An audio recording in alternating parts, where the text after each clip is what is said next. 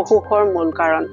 so মই এইটো কোৱা নাই যে আপোনালোকে ঠাণ্ডা পানী ইউজ কৰিবই লাগিব গৰম পানী আপোনালোকে ইউজ কৰিব নোৱাৰে ৰাতিপুৱা শুই উঠি যেতিয়া আমি হাতখন ধুও অবিয়াসলি তেতিয়া আমাক অকনমান হলেও গৰম পানী লাগে তেতিয়া আমি লগে লগে ঠাণ্ডা পানীৰে হাতখন ধুবলৈ বা ভৰি হাত ধুবলৈ অকমান কষ্ট পাওঁ কিন্তু ঠাণ্ডা পানীৰে গা ধুব লাগিব গোটেইখিনি কথা আজি জানিম আমি ঠাণ্ডা পানীৰে গা ধুলে কোল্ড এক্সপোজাৰ ললে আমাৰ বেনিফিট কেনেকুৱা হয় গোটেইখিনি কথা জানিম হেল্ল অল ঠাণ্ডা পানীৰে গা ধুলে কি হয়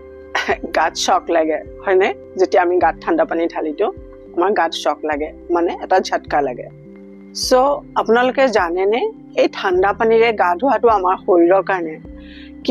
কিমান বেনিফিচিয়েল আপোনালোকে জানিলে আচৰিত হৈ যাব আজি গোটেইখিনি কথা ইয়াত কম ঠাণ্ডা পানীৰে বহুত ট্ৰিটমেন্ট কৰা হয় ইয়াৰ বিষয়েও কম ঠাণ্ডা পানীৰে আমি গা ধুব পাৰো কিন্তু গৰমতো আমি ঠাণ্ডা পানীৰে গা ধুব পাৰো এই ঠাণ্ডা পানীৰে গা ধুলে কি হয় কেনেকৈ ইউজ কৰিব ঠাণ্ডা পানী এই গোটেইখিনি কথা আজি কভাৰ কৰিম আমি সকলোৱে ঠাণ্ডাত গৰম পানী ব্যৱহাৰ কৰি ভাল পাওঁ